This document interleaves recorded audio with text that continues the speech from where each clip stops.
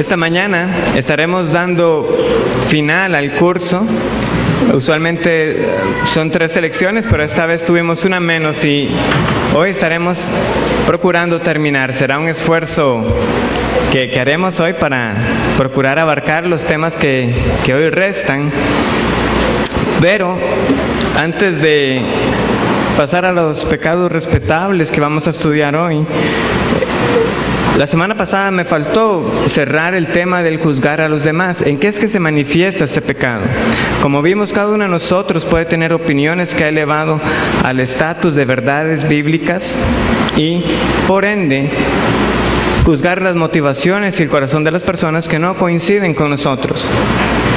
Pero algunos de nosotros, aunque podemos pecar de esa manera en ciertas ocasiones, hay quienes tenemos que lidiar más bien con lo que se llama un espíritu crítico, es decir, en cada ocasión, no importa el tema, la circunstancia o las personas, siempre está el afán de buscar las faltas.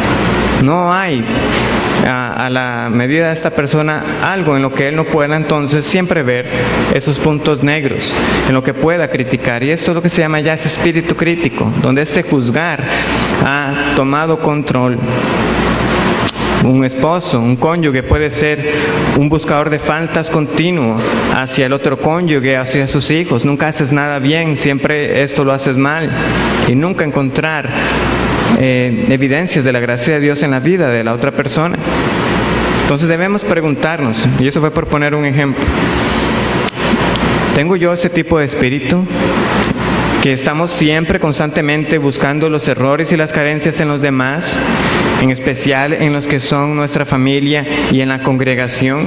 Es esto lo que nos está dominando, que todo tiene que hacerse según lo que parece ser nuestro estándar, y todo aquello que no coincide pues lo vamos a criticar y buscar derrumbarlo. ¿Cómo podemos nosotros entonces combatir ese espíritu crítico? En Romanos 14:5, Pablo dice que cada uno debe estar convencido en su propia mente. Como vimos, había una gran diferencia. Habían unos que estaban abogando por comer solamente vegetales y legumbres, y habían aquellos que entendían que tenían una libertad de conciencia para comer lo que estuviera delante de su mesa. Pablo toma partido. Él realmente dice: yo entiendo que todo lo que se recibe con acción de gracias puede ser consumido, pero él no impone esta convicción que ha traído el Espíritu Santo a su vida a los demás. Y dice: cada uno esté convencido, pero lo que no tenía que ocasionar estas diferencias era yo poner tropiezo a mis hermanos o buscar confrontación, porque todo tenía que ser hecho ¿para qué? Para edificación. Entonces cada uno de nosotros tenemos que sostener esas convicciones con firmeza. Aquí no se trata de ser débil, de no tomar partido, pero de sostenerlas con humildad, que llegado el momento que si hay que reconocer que estaba mal, pues se reconoce y se cambia. Pero sencillamente yo no voy a juzgar en ese momento a las personas que no coinciden conmigo. También, como parte de las preguntas que me hicieron en este tema, llegó una consideración importante. Recuerdan que tocamos un aspecto acerca de la vestimenta y alguien me hizo una pregunta acerca de los tatuajes. Entonces voy a hacer unas pequeñas consideraciones sobre este tema. ¿Qué es lo que sucede con esto? Usualmente cuando se ve un tatuaje, también eso tiende a despertar en muchos de nosotros un espíritu de juicio, de qué clase de persona o creyente es este. Pero de nuevo, estamos usando las motivaciones de antemano. Hay que reconocer que muchas veces de lo que se trata es de una persona que en su vida pasada vivió de tal manera que eso fue parte de su vida. Pero estamos hablando de una marca que por lo general es permanente, y ahora conociendo al Señor, pues obviamente permanecen con Él, como un testimonio que el Señor lo ha rescatado. Hay que reconocer que en ocasiones se trata de esto. La semana pasada, a mí me encantó esa parte que decían: los de la casa de César te saludan. Y francamente, cuando uno ve personas que quedan esos vestigios de esas marcas y de un estilo de vida pasado desordenado, eso es diciendo: la gracia del Señor lo ha alcanzado. porque la gracia del Señor alcanza a todo pecador. Nos ha alcanzado a nosotros, lo puede hacer con cualquiera. Ahora la pregunta, estimando que quizás iba en el sentido de ¿es lícito para un creyente tatuarse? Hay algunas consideraciones para algunos que dicen que están en contra. Por ejemplo, toman el versículo de Levítico 19:28 que dice que no te harás marca en tu piel, no te harás tatuaje, dicen algunas traducciones. O el versículo de 1 Corintios 6:19 de que nuestro cuerpo es templo del Espíritu Santo, aunque el contexto ahí es de la inmoralidad sexual. Y uno que es quizás uno con una mejor base, Romanos 12:2, de que nosotros no debemos conformarnos a este mundo. En cualquiera de los casos, ninguno nos lleva a nosotros a afirmar categóricamente de que eso no es lícito. Sin embargo, sí hay muchas consideraciones que nosotros debemos tener en cuenta. La primera, ¿cuál es la motivación detrás de ello? ¿Por qué buscaría uno hacerlo? Debemos recordar que todo lo que hacemos debe ser hecho para la gloria de Dios. Entonces la pregunta es, ¿cómo puedo glorificar yo a Dios haciéndome esta marca en mi cuerpo? Otra es, si usted está bajo la autoridad de sus padres, pues, ¿qué consideran sus padres al respecto? Usted debe sujetarse a ellos. En tercer lugar está una consideración respecto a la modestia en el vestir.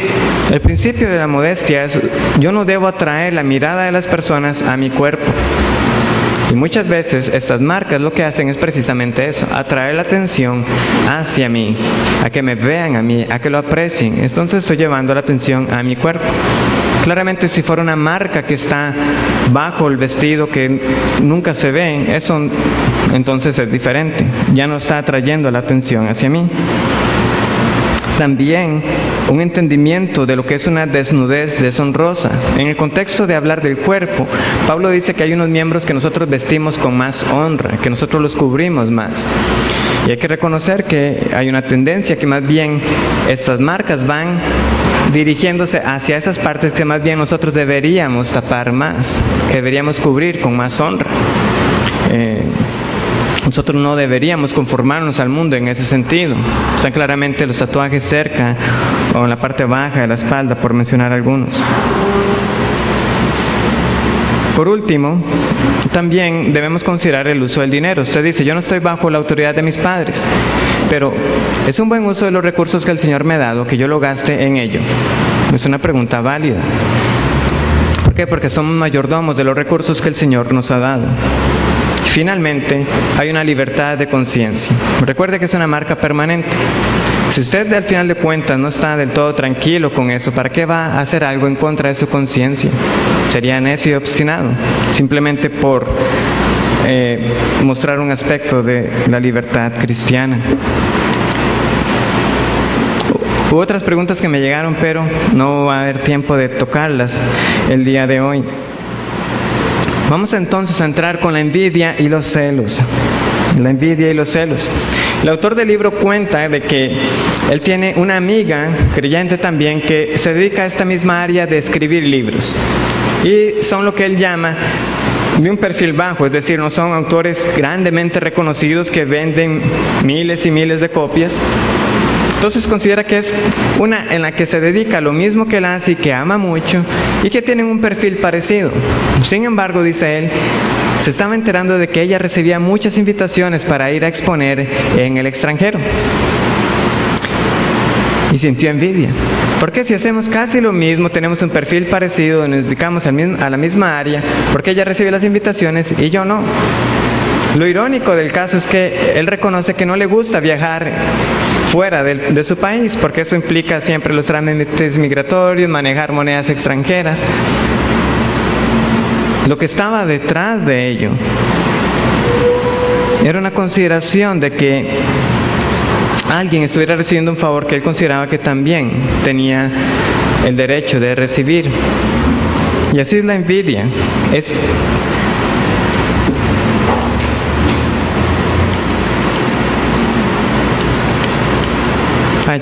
Perdí la que venía con la definición de envidia. Es el dolor o a veces el resentimiento que nosotros sentimos por las ventajas que otro tiene. La envidia la podemos definir como el dolor o el resentimiento, que a veces también lo acompaña, que sentimos por las ventajas que otro tiene. Por lo general hay dos condiciones que van a disparar entonces esa envidia en nosotros. ¿Cuáles son? Bueno, primero, que va a ser con aquellas personas con las que más nos identificamos. La envidia va a surgir con alguien que yo aprecio mucho, que es cercano a mí, con alguien que yo me puedo identificar. Y en segundo lugar, se va a dar porque es en una área que yo valoro.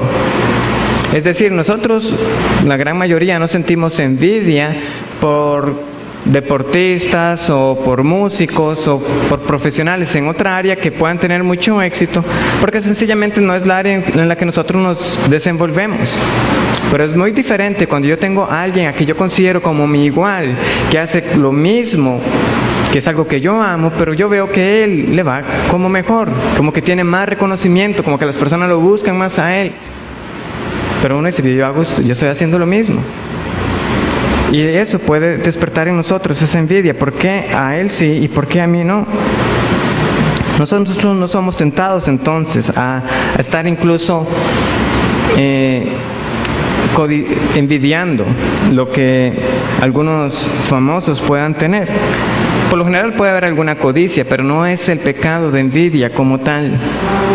¿Por qué? Porque ciertamente ninguno de nosotros quisiera estar en esa condición de tener ese éxito en el mundo, pero no conocer al Señor. Eso no lo envidiamos. Pero se da ahí justamente con esas personas cercanas, con esas áreas que nosotros estimamos.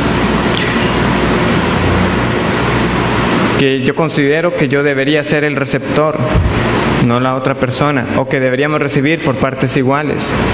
Y todo esto sucede cuando yo abandono este llamado a la humildad que tenemos en las Escrituras, que es lo que nosotros leemos en Filipenses capítulo 2, que debemos estimar a los demás como superiores a uno mismo. Pero aquí tenemos el sentido inverso. Yo soy el que me estoy estimando como superior y por ende yo soy el que debo recibir lo demás, todos los premios, el reconocimiento, la admiración. En lugar de gozarme con que otra persona, un prójimo, está haciendo y está siendo reconocido. Es un llamado a la humildad, ciertamente. Este es el antídoto contra la envidia. De gozarnos más bien por el éxito del otro y no un descontento por considerar que seríamos nosotros los que debemos estar en su lugar.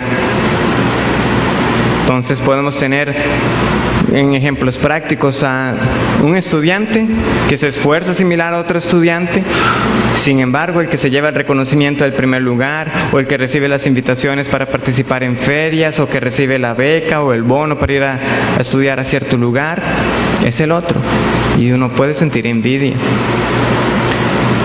Y a veces no es tanto, o puede ser que el estudiante no esté deseando tanto los premios como tales, pero lo que le carcome es que la otra persona los tenga, como vamos a ver con los celos.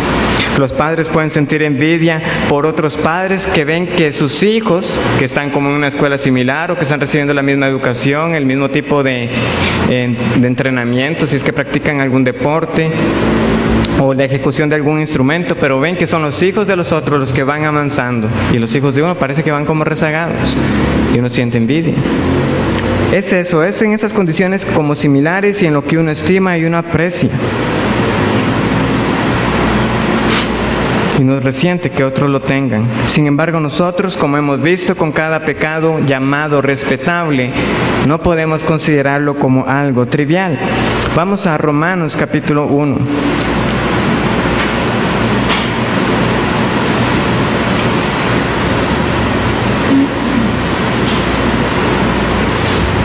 En Romanos capítulo 1, versículo 28, dice lo siguiente.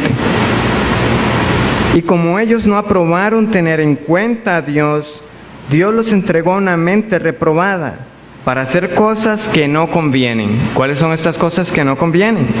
Estando atestados de toda injusticia, fornicación, perversidad, avaricia, maldad, llenos de envidia. Homicidios, contiendas, engaños y malignidades. No hay distinción. En la misma categoría de fornicación, de homicidios, de maldad, tenemos la envidia. Esto no es un pecado que podemos disimular, que podemos tratar como no es tan grave. No, es grave, porque es estar diciendo, como tenemos en el punto de los celos, de que Dios no me está tratando a mí con justicia. Es acusar a Dios, yo merezco mucho mejor de lo que estoy recibiendo. Y eso es una acusación seria, porque todo lo que nosotros recibimos es de gracia. Dios no nos debe a nosotros nada. Nosotros somos los deudores a Él. Y sin embargo, en su gracia, la deuda que teníamos para con Él, en el Señor Jesucristo ha sido pagada, si estamos en Él. Podemos ver entonces la gravedad de caer en este pecado de la envidia, un desagradecimiento que también lo acompaña. Tenemos además los celos. A veces los usamos como sinónimos prácticamente. Envidiar es tener celos de alguien. Sin embargo, los celos van más del lado de no soportar la competencia. Es una intolerancia a la rivalidad. No soporto que haya un rival. Hay ocasiones que son válidas para los celos, claramente. Un marido no se va a sentir conforme de que otro llegue y trate de conquistar a su esposa. Dios mismo se declara como un Dios celoso. Entonces, los celos como tales, por una causa justa, no son pecado. Dios no comete pecado cuando Él se declara a sí mismo como yo soy un Dios celoso. Busquemos Éxodo capítulo 20.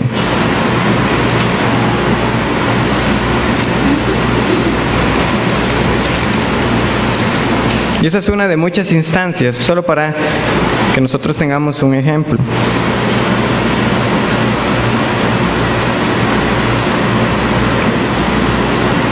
No te inclinarás a ellas, ¿a quiénes? A estas imágenes, ni las honrarás, porque yo soy Jehová tu Dios, fuerte, celoso, que visito la maldad de los padres sobre los hijos hasta la tercera y cuarta generación de los que me aborrecen. Claramente Dios no es un Dios que admite competencia, no hay rivalidad, Él es el único, Él es el exaltado, Él es el ser glorioso, el único en gloria y majestad, nada se le puede acercar. Por eso Él dice, no hagas imagen, no hay nada que pueda representar mi gloria, porque todo lo demás está sujeto a mí, yo lo he creado, yo soy el creador. Dios es un Dios celoso, no hay competencia. Sin embargo, en nuestra condición caída, nosotros vamos a manifestar estos celos pecaminosos cuando nosotros tememos que alguien se haga igual o superior a nosotros. Cuando tenemos ese temor de que alguien se vaya a ser igual o superior a nosotros. Una vez más, dejando de lado la declaración de Filipenses, que debemos estimar a los demás como superiores a nosotros mismos. Eso no debería ser un temor en nuestras vidas, de que alguien nos supere. Y sin embargo lo tenemos. Me van a ganar, van a obtener el reconocimiento, van a dejarse tal o cual cosa. Es Él el que va a lograrlo. Este es el celo pecaminoso. Veamos cómo se manifestó, por ejemplo, en la vida de los fariseos. Tenemos ahí las citas de Hechos capítulo 5.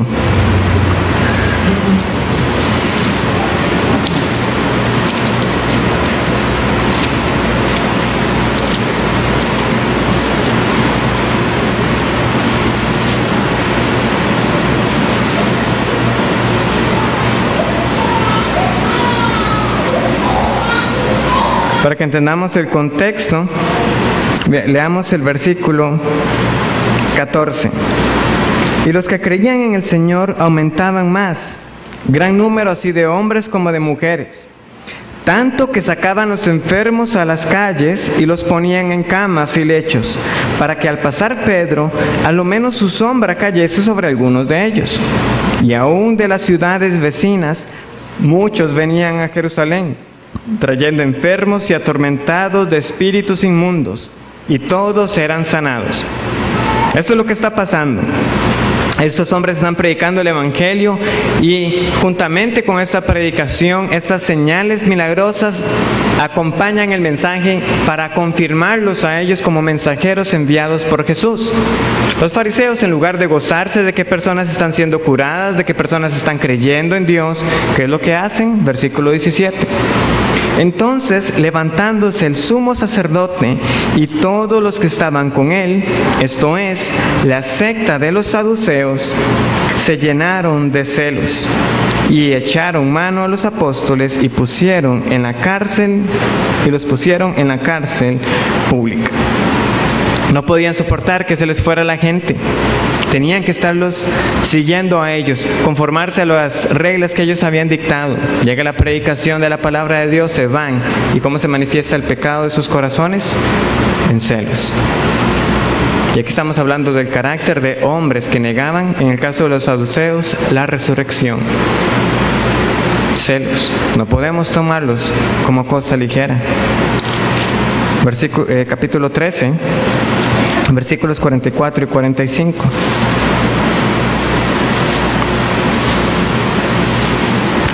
Aquí son Pablo y Bernabé.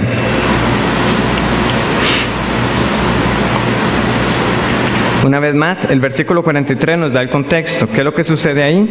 Y despedida la congregación, muchos de los judíos y de los prosélitos piadosos siguieron a Pablo y a Bernabé, quienes hablándoles les persuadían a que perseverasen en la gracia de Dios.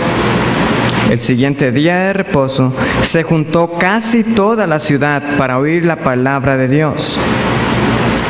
La reacción: pero viendo los judíos la muchedumbre, se llenaron de celos y rebatían lo que Pablo decía, contradiciendo y blasfemando. Vemos otra vez la manifestación. Está siendo la palabra de Dios predicada. En vez de gozarse de que una multitud viene para escuchar el mensaje de salvación, ahí estaban boicoteando, interrumpiendo, poniendo tropiezo. ¿Por qué? Por causa de los celos. Y así es. Muchas veces no es que nosotros queramos necesariamente el reconocimiento o el premio, la circunstancia que la otra persona recibe, pero nos gustaría poner todo obstáculo para que no lo alcancen. No nos interesa el premio, pero por lo menos que tampoco él lo logre. Bueno, no podemos tener a estas personas que nos sigan a nosotros, que tampoco sigan a Pablo y la predicación. Así es. Otro caso, y de nuevo, aquí estamos hablando de personas cuyo testimonio de vida no llegó a reflejar un cambio. Saúl, aunque fue llamado por Dios y ungido por Samuel, el pecado en él se empieza a manifestar precisamente al tener celos de David. Vamos a 1 Samuel capítulo 18.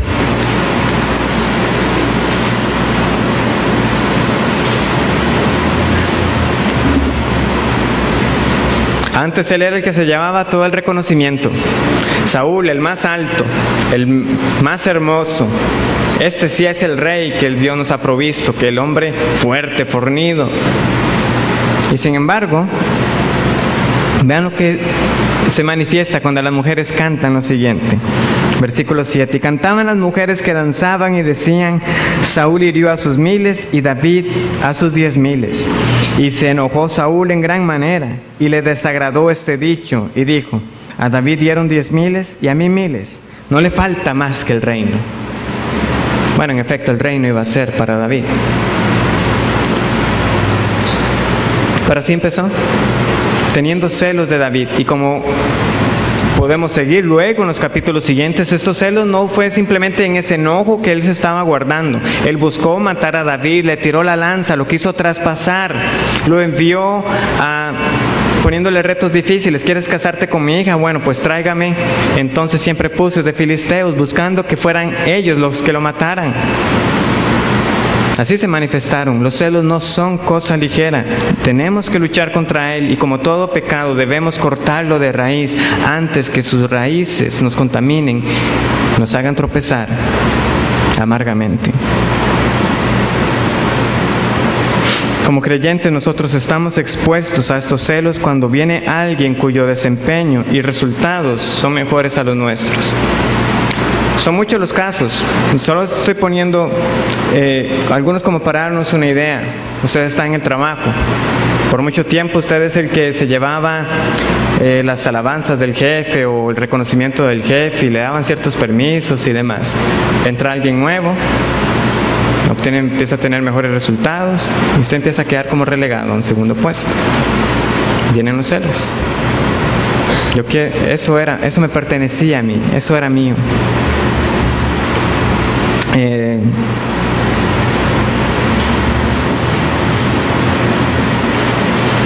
no quieren, esto es lo que hacen los celos no quieren que otros experimenten el éxito o las bendiciones o regalos de Dios que nosotros hemos experimentado. Así son. Si nosotros los hemos recibido y ya no lo estamos recibiendo más, no, yo no quiero que otro más los reciba entonces. Y así pueden llegar a provocarse. No se goza en el bien de otro. Y esto puede suceder tanto en el trabajo como en el propio ministerio local, que dos personas están sirviendo en una misma área, y sin embargo en otro es el que parece estar viendo como los frutos. En ese parecen que están llegando más personas, o personas están dando testimonio de que hay bendición ahí, y eso puede sembrar celos en uno. En vez de gozarnos de que la palabra de Dios está siendo predicada y las personas están llegando al conocimiento del Señor. ¿Recuerdan que habían personas que predicaban con esta motivación incorrecta? Que querían poner tropiezo a Pablo diciendo, estos predican a Cristo por contienda, por celos, queriendo agregar peso, amargura a mis cadenas. Pero Pablo, ¿qué es lo que hace? ¿Va a sentir celos porque son ellos entonces ahora los que son reconocidos como los que están predicando la palabra de Dios? No. Yo me gozo porque por uno u otro motivo Cristo está siendo predicado. Los celos no se pueden gozar en ese caso. ¿Cómo podemos luchar contra ellos? En primer lugar, debemos reconocer la soberanía de Dios. Reconocer la soberanía de Dios. Es Dios quien reparte los dones y los talentos. Pero no solamente es que los reparte, es que también reparte el grado en el cual estos se manifiestan. Dos personas pueden tener habilidad para la oratoria, pero uno lo puede tener en un grado sumo, que es reconocido internacionalmente, otro lo tiene en un grado menor. Dos personas pueden ser muy buenas en matemáticas, uno que le alcanza para tener una carrera satisfactoria en la universidad, otro para ser un catedrático. Como sea, cualquier área, Dios reparte no solamente los dones y talentos, reparte la medida de ellos también. Y cuando yo veo a alguien que simplemente me supera a mí en lo que yo mismo me desempeño, ¿qué voy a hacer sino reconocer la soberanía de Dios? Dios, tú me diste el talento y la habilidad para llegar hasta este punto, pero a Él para que llegue al doble o al triple o hasta más allá en esto mismo que yo hago. De nuevo, es un principio de la humildad, de reconocer que en cada área, en cada aspecto, siempre va a haber alguien superior. Y es como hasta necio, por eso es que decía que la envidia y los celos se manifiestan cuando nos consideramos con alguien que sí está como similar o alcanzable hacia nosotros. Pero a cada uno, si se nos pregunta, ¿es usted el mejor en ventas, en madera, en programación, en diseño, cocinando, lo que sea? ¿Es usted el mejor de todos por encima de cada persona que ha existido? La respuesta que tenemos que decir es no. Entonces, ¿por qué? Estamos perdiendo en vista la soberanía de Dios, lo quitamos del cuadro o lo estamos acusando de no repartir a nosotros de una mejor manera, o acusarlo a Él de ser injusto. En segundo lugar, debemos recordar que somos un cuerpo, en el caso de la iglesia. Que venga una persona con mejores dones o mayores talentos no debe ser motivo para nosotros sentir competencia o rivalidad, debe ser un motivo de gozo porque el Señor está trayendo más personas con dones y talentos a la iglesia, porque somos un cuerpo y nos gozamos juntamente todos con que el Señor la esté edificando. Y en tercer lugar, no debemos perder de vista lo que Dios hace en nuestras vidas. Gastar nuestras energías sintiendo celos y envidia nos ciega para ver lo que Dios también hace en nuestras vidas propias. Porque si nosotros estamos en el Señor, esto es para cada creyente, Dios ha iniciado una obra y la va a terminar, y está obrando en cada uno. Pero cuando estoy viendo lo que pasa en la vida de otro, yo no estoy viendo lo que Dios está haciendo en mi propia vida. Si yo estoy en Él, yo tengo la certeza que Él está trabajando en mí. Pero yo lo pierdo cuando gasto mis energías en celos y rencores. Muy cercano a ellos está la competitividad. Y aquí estamos hablando de esta competitividad que de nuevo es para atraer el reconocimiento a mí, es egoísmo. No es esa competencia sana donde cada cual busca hacer lo mejor y bueno, si no gané, no importa. No es eso. Es que yo soy el que tengo que ganar y lo voy a lograr a toda costa. Yo tengo que ser el que sea reconocido. Y uno debe preguntarse, ¿es este tipo de competitividad cristiana? ¿Es una virtud cristiana? Cuando nosotros vamos a la Escritura, difícilmente podemos sostener que esta competitividad de ser competitivo sea piadoso. Lo que sí tenemos nosotros en la Escritura es un llamado a hacer todo con excelencia, a hacer todo como para el Señor, pero no es para obtener el primer lugar. Algunos dicen, pero Pablo no es que dice que corramos de tal manera que alcancemos el premio. Es otro tema del que Pablo está hablando, de la salvación. La salvación todos la obtenemos, pero él dice que corramos de tal manera como aquellos atletas que quieren llegar a ese premio. Porque esa es una batalla. Aquí no hay espacio para ese ocio espiritual. Pero en las demás áreas de la vida nosotros estamos llamados a hacer lo mejor. Nosotros trabajamos como para el Señor. Nosotros trabajamos para glorificar a Dios. Ahora, si como consecuencia de yo hacer mi trabajo bien, porque yo lo hago para el Señor, a mí me reconocen, eso viene por añadidura, pero no debe ser mi motivación. Y constantemente debemos evaluarnos. ¿Por qué? Porque eso va a manifestar lo que está en nuestros corazones. Yo les compartía semanas antes de salir acerca de que en el trabajo estaba una iniciativa de dar un bono a los que obtenían cierta calificación. Antes eso no existía. Ahora, esto viene entonces a probar el corazón mío. Ahora, ¿cómo voy a hacer yo mi labor por el siguiente año? ¿Lo voy a hacer con la motivación de alcanzar esa remuneración o lo voy a seguir haciendo como para el Señor, independientemente de que yo sea reconocido o no? Y así en cada parte. ¿Qué es lo que estamos buscando detrás? ¿La alabanza de los hombres o que el nombre de Dios sea glorificado?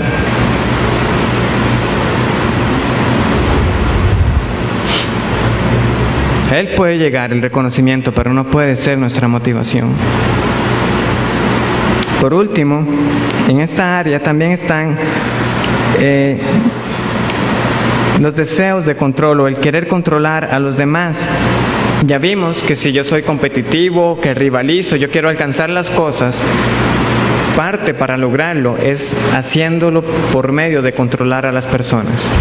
Es decir, voy a manipularlas, voy a enojarme con ellas cuando no se hace como yo digo. ¿Para qué? Para que ya sea que cedan o se rindan y entonces se haga de la manera que yo quiero que sea hecha. Y también debemos arrepentirnos de esto, de este querer siempre salirnos con la nuestra, de que sea como nosotros queramos, de imponer nuestra fuerza de voluntad. Puede darse también en las relaciones, en el matrimonio, uno que quiere imponer que se haga según sus deseos, a pura fuerza de voluntad, a no ceder, en vez de trabajar y ser uno.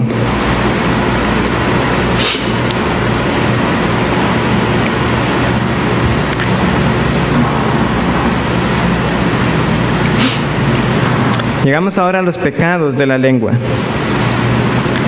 Gracias al Señor, nosotros tuvimos durante la serie de Santiago varias oportunidades para estar tocando el tema de la lengua. Yo sé que han llegado muchas personas nuevas, pero solamente voy a dar algunos principios generales respecto a esto, y si alguno quisiera ahondar más, yo le puedo dar las referencias para estudiar más a fondo. Pero recordarán un versículo que constantemente salía en esta serie, y esto es: nosotros daremos cuenta a Dios por cada palabra ociosa que ha salido de nuestras bocas. Sencillamente este versículo ya nos deja a nosotros en una posición en la que debemos acudir en arrepentimiento a pedir perdón a Dios por tantas palabras necias que no venían al caso, que ofendieron, que mentimos, que exageramos, que fueron sarcásticas, que fueron rumores. Por cada una de ellas, quejas, daremos cuenta. Así de importante es que nosotros consideremos el peso de nuestras palabras. Ahora, estas palabras saldrán siempre acompañadas de otro pecado. Muchas de ellas saldrán cuando estamos airados o enojados, y por ende debemos arrepentirnos no solamente por lo que dijimos, sino también por lo que albergamos en nuestro corazón. Ahí están las referencias en el libro de Santiago. Vamos a ir al libro de Santiago y vamos a leer muchos de ellos que son bastante claros.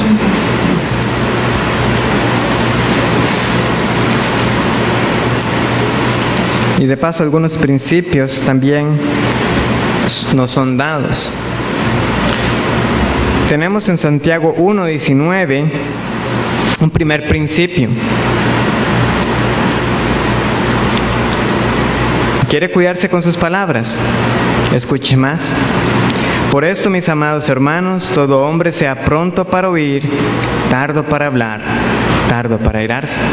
Y cuanto más escuchemos, menos diremos palabras que no vienen al caso, y también podremos juzgar correctamente lo que nos ha llegado a nuestro oído, y también nos cuidaremos de muchas ocasiones de enojarnos.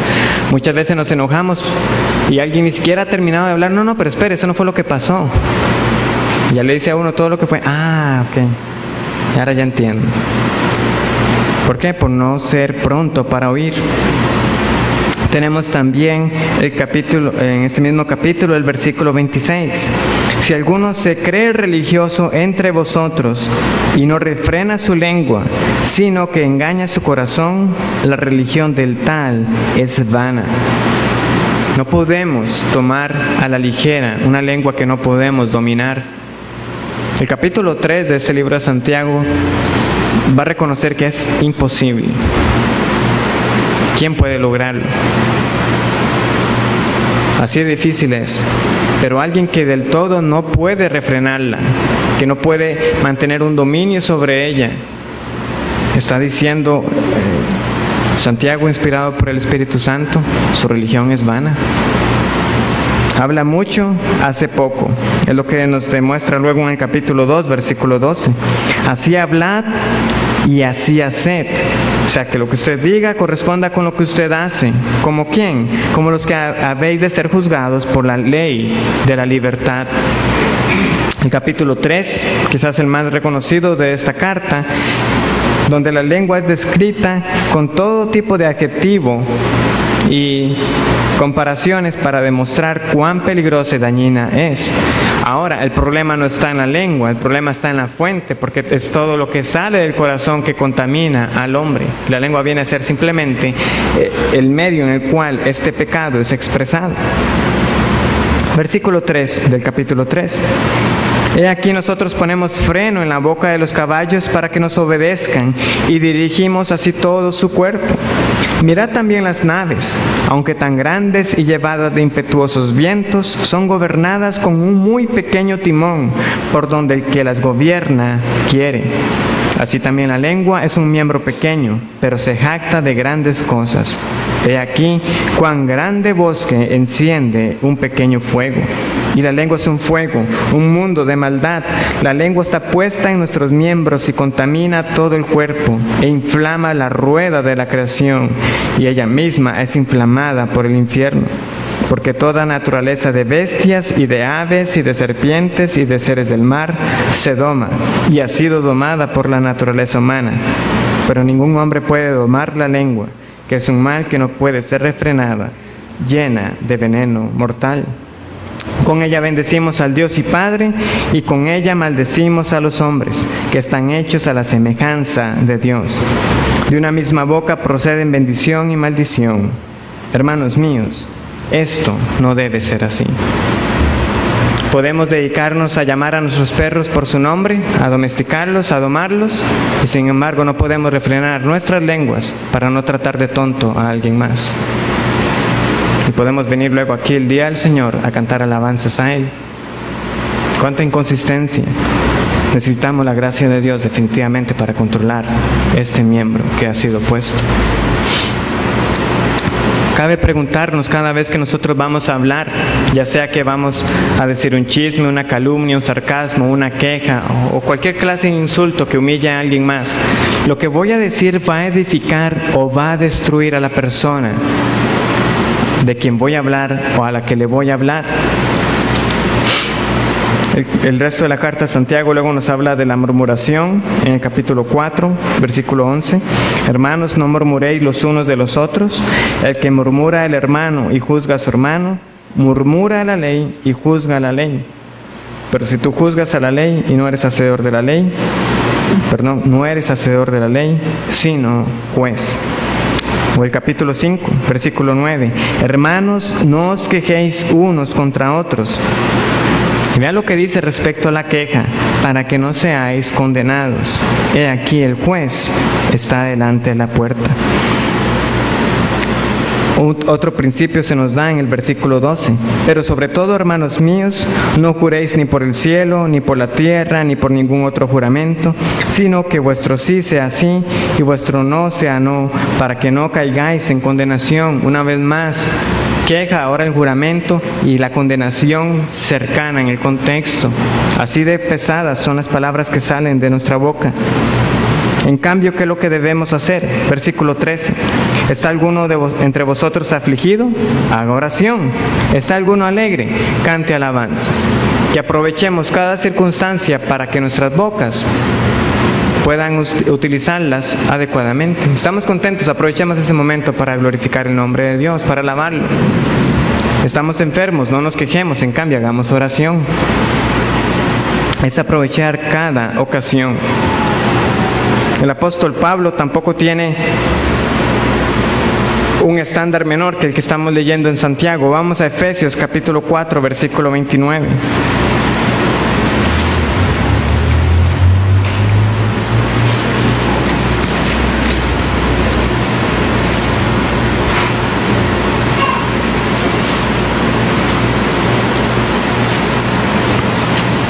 Dice así: ninguna palabra corrompida salga de vuestra boca, sino la que sea buena para la necesaria edificación, a fin de dar gracia a los oyentes. ¿Cuántas palabras deben de salir de nuestra boca? ¿Corrompidas? Ninguna. 0. Prohibición terminante. Una vez más, ¿cuántos de nosotros podemos decir de que nunca ha salido una palabra corrompida de nuestra boca? Necesitamos la gracia del Señor para que nuestro hablar cada vez más vaya siendo renovado y sea sazonado con sal, con gracia, como dice Colosenses. Pero para que nosotros podamos hablar palabras de gracia, necesitamos la gracia de Dios. Es la única manera. Y si no la conocemos, acudamos a Dios para que nos la dé. Y esta nueva vida se reflejará también en un hablar que ha sido cambiado. Por último, y este es un tema que podría extenderse también bastante, pero es el que cierra esta serie, es el pecado de la mundanalidad. Ahora, muchas personas pueden tener en su cabeza qué significa ser mundano. Para algunos, por ejemplo, los Amish, eso significa ningún tipo de comodidad de nuestros días. Y ellos viven ahí aislados en sus granjas y no hay electricidad, nada de usar automóviles. ¿Significa eso separarnos del mundo? ¿Significa eso ser mundano? Para algunos, tristemente, significa simplemente una lista de actividades. Guardarme la mundanalidad es no hacer esto, no hacer lo otro, no hacer esto, no hacer esto. Sin embargo, esta mundanalidad está más bien reflejada en un apego o en involucrarme o en preocuparme por cosas de la vida temporal. Es también aceptar valores, la moralidad y prácticas de la sociedad incrédula, que aunque pueda ser decente, aunque parezca decente, nosotros no estamos discerniendo si lo que ellos están haciendo es bíblico o no. Simplemente estamos siguiendo la corriente del mundo. Pero como no es escandaloso, como no es socialmente aceptable, podemos hacerlo, pero no necesariamente es bíblico. Eso es ser mundano, es no darle mente a lo que estamos haciendo, no usar nuestros sentidos espirituales, como ha estado diciendo el pastor Eduardo. El sentido espiritual que nos ha sido dado para discernir qué es lo santo y qué es profano, qué da testimonio de una vida cambiada y qué no lo da. Y muchos de nosotros, de nuevo, podemos ser expertos en cuidarnos de aquello que es grosero, de aquello que la misma sociedad todavía se escandaliza. Pero en aquello que es aceptado, parece que estamos ahí mismo adoptándolo, siendo parte con ellos. Y no se ve diferencia alguna.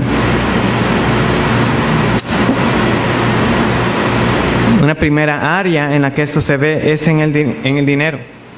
De nuevo, ¿qué sería lo abiertamente escandaloso? Bueno, sería que estuviéramos cometiendo fraude, que estuviéramos cometiendo robos, que estuviéramos quitándole a las personas descaradamente por medio de intereses. Pero no, hay formas más sutiles. No sé ahorita cuáles son las cifras de la entrada promedio después de que ya una persona ha adquirido lo que necesita, pero lo cierto del caso, de nuevo, es que la mayoría de nosotros recibimos lo que es más que suficiente para que nosotros podamos tener pan y comida y vestido en nuestra casa para pagar los recibos y demás, pero nosotros no nos contentamos con eso. Queremos tener lo último y se pone el área en lo que sea. Queremos gastar en aquello que nos gusta, en nuestras aficiones o hobbies, como les llaman. En eso estamos dispuestos a gastar lo que sea necesario. Y si me voy a endeudar, no importa, pero me voy a dar el gusto. En ese sentido, podemos dar un uso mundano al dinero, en el cual nosotros gastamos más para nosotros y damos menos a Dios de lo que Él nos ha dado. Por la gracia del Señor, también en la serie de Filipenses nosotros hemos sido instruidos respecto a este dar. Algunos dirán que con respecto, por ejemplo, al diezmo, si es que aplica para estos días, si no es una regla, pero sí hay algo que permanece, y esto es un principio de una ofrenda que es proporcional. Dios da a todos, a algunos mucho más que a otros, pero de esa misma manera nosotros somos llamados a dar de lo que Él nos ha dado. Y sin embargo, cuando uno ve las estadísticas, y de nuevo esto no está disponible en nuestro país, los números por lo general son de Estados Unidos, pero aunque las personas ahora ganan más, dan mucho menos para la iglesia. Y cuando se estudia también el uso que las iglesias han dado a esos dineros, lo que viene a reflejarse es que ahora se gasta más a nivel local que lo que sale para apoyar las misiones. Entonces, vemos la cadena. Las personas dan menos de lo que han recibido. Y de lo que se recibe, más se queda a nivel local que lo que sale para apoyar las obras en otros países. Eso es un uso mundano. Y por eso nosotros oramos aquí para que el presupuesto de esta congregación cada vez más refleje este compromiso para llevar la palabra de Dios a cada parte, no solamente de este país, sino en todo lugar que el Señor nos provea la oportunidad para apoyar a hombres que estén predicando fielmente la palabra de Dios. Y debe ser nuestra petición para que nosotros ser sabios, para que no todo se quede aquí, para nosotros no cegarnos a la realidad de que cuánto nos está prosperando el Señor y que el edificio crezca y hay muchas comodidades, pero en otras partes no estemos dando para que otras personas tengan acceso tan siquiera a la Biblia. También podemos ser mundanos en la inmoralidad. Y alguno dice, wow, Ronnie, pero eso ya no parece tan respetable, tan susceptible. ¿De qué estabas hablando? Claro, nosotros podrán dar testimonio de que se han cuidado de muchos pecados escandalosos, pero podremos participar en lo que se llama una inmoralidad vicaria, es decir, con un sustituto. Yo no cometo los pecados, pero participo ya sea leyendo o viendo los pecados de otros. En las noticias, cuando salen los pecados de que ha habido infidelidad, en estos programas de farándula, lo que sea, o cuando yo en una película sé que van a haber escenas que no debería yo estar viendo. No soy yo el que estoy cometiendo el pecado, pero estoy participando con mi vista de lo que otros están haciendo contra Dios. Y eso es participar de la inmoralidad, de la cual nosotros deberíamos separarnos. También se puede ver en la forma que vestimos. Y cuando se habla de este tema, principalmente se dirige a las mujeres, pero nosotros hombres también. El principio que les mencioné cuando comenzó la lección, la modestia, no dirigir la atención a mi cuerpo. Y cuando yo me visto de manera que la atención sea dirigida a mi cuerpo, ya estoy siendo indecoroso. Así tanto el hombre que se viste para lucir su cuerpo trabajado en el gimnasio, como la mujer que se viste para que su figura sea resaltada. Hace un tiempo se compartió un artículo que fue traducido, y en esto hay que reconocer, hermanas, que a veces es que no se da mente. Uno se puede poner algo y no se consideró que podría ser tropiezo para otros. No recuerdo el nombre que se le da en ese artículo, como Sandy la despistada, algo así. El punto es, debemos entonces esforzarnos y poner mente, porque el mundo no le da mente a eso. Ellos justamente crean la moda para que los cuerpos sean resaltados. Hay una iniciativa que una joven de la iglesia de IBCJ empezó y que me llamó mucho la atención, y era precisamente promocionando vestimenta que fuera decorosa y modesta. Es que a veces asociamos la modestia como que eso debe ser anticuado y seguro usar unas faldas que peguen en el piso, no. Vestidos bonitos, pero decorosos. Y eso es algo que uno puede promocionar y que entre nosotros mismos nos podemos ayudar. Hermana, considere ese tipo de vestidos. Hermano, considere ese tipo de vestimenta. Pero no simplemente ir en la corriente del mundo. Está de moda, pues usémoslo. Sin discernir primero si es modesto. Por último tenemos idolatría. De nuevo, nosotros ya no nos estamos postrando ante estatuas, ante ídolos hechos de madera o piedra, pero nosotros rendimos culto a muchos de ellos, llamados ídolos del corazón. Por ejemplo, una afición a los deportes. Muchos de nosotros, sí está bien, podemos tener afición a un deporte, a un equipo, pero en cuántos de nosotros esto se puede convertir en un verdadero tropiezo y hacer un ídolo de ello, en el cual lo pongo antes, donde mi estado emocional depende de los resultados de lo que un equipo haga o no haga. Ya se ha hecho un ídolo en su corazón. Y de nuevo, debemos separarnos de ello. Yo recuerdo por mucho tiempo, años atrás, donde yo podía decir eso, de que de verdad estaba tan pendiente de lo que pasaba, de que me alegraba o me enojaba si el resultado no se daba. Ahora ya a veces ni tiempo hay para eso y estoy contento sea por fuera el resultado. Pero recuerdo hace un par de años de que en el grupo de trabajo en que estaba, los hombres solo pasaban hablando de eso. Entonces empecé a participar poco a poco. Cuando vi, ya estaba participando mucho y de nuevo estaba viendo cómo eso estaba siendo un tropiezo para mí, para estar entonces otra vez pendiente de y cuánto quedaron y quién anotó y quién hizo lo otro. Podemos hacer ídolos de cualquier cosa, de ropa, de accesorios, de un estilo de vida. Esos son los ídolos de nuestros días. No podemos comprar la idea de este mundo. Como dice Romanos, no nos debemos conformar, sino que nuestras mentes sean renovadas con el entendimiento de la voluntad de Dios. Esa debe ser. Con esto concluye la lista de pecados. Y uno se pregunta, ¿y ahora qué? ¿Qué vamos a hacer habiendo visto todo ese montón de áreas en las cuales nosotros reconocemos que simplemente porque no son tan groseros, no hemos estado luchando con ellos como debemos? Bueno, aquí está un repaso de lo que habíamos visto en una lección. ¿Qué es lo primero? Hermano, lo primero es siempre aplicar el Evangelio. Recordar que la santidad de nosotros no depende de lo que nosotros estemos haciendo, sino que es una declaración. Santos y justos en Cristo Jesús, de que Dios nos ve a nosotros por medio de lo que el Señor Cristo hizo y somos santos. Hemos sido apartados, es algo posicional, ya estamos en el reino de Dios. Y esto nos debe a nosotros motivar para seguir entonces en busca de esa santidad.